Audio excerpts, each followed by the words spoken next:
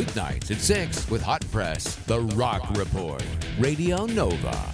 Now, what's going on this day in music? There is one man that knows the answer to that, and he joins me on the telephone now. It's Neil Cossar. Hello, Neil. How are you? Welcome to Radio Nova. Marty?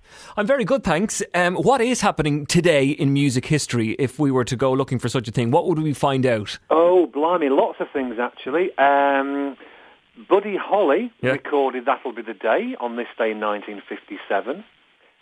You could have seen the Rolling Stones playing at the Station Hotel in Richmond. Wow. And apparently there were 66 people there, that's all.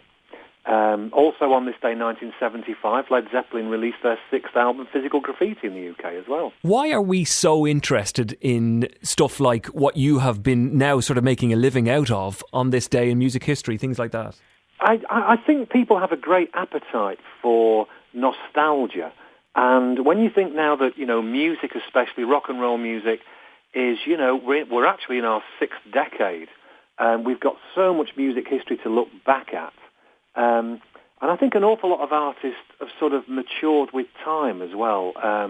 There's just some fantastic music out there that people of all ages, so many young people are still getting into, Bob Dylan and Pink Floyd and the Rolling Stones, the Beatles, U2. It's fantastic. Now, you have not just this day in history, you have the book, you have an iPhone app, am I right?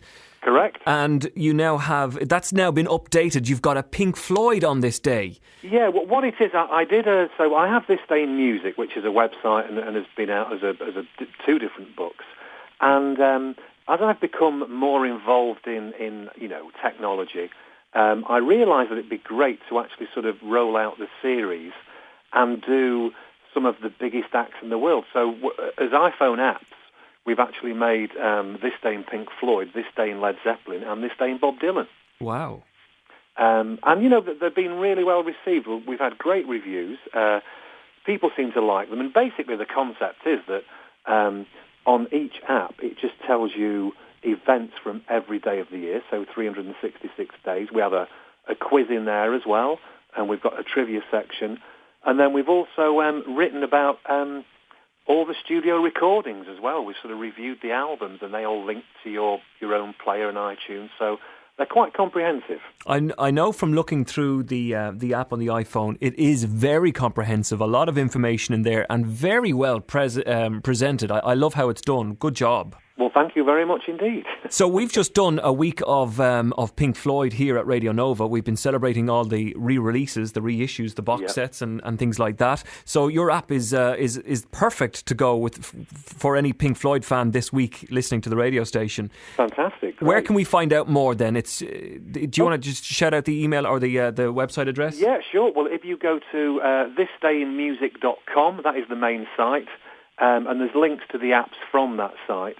So you'll really find everything on there. And we have a Facebook. We have different Facebook pages. We have a Dylan, Floyd, and Zeppelin Facebook page as well. So if you just, if your listeners just type in This Day in Music or This Day in Pink Floyd or Zeppelin or Dylan, they'll find us. Okay. And I'll tell you what else we'll do on our own Facebook page, facebook.com/Radio Nova 100.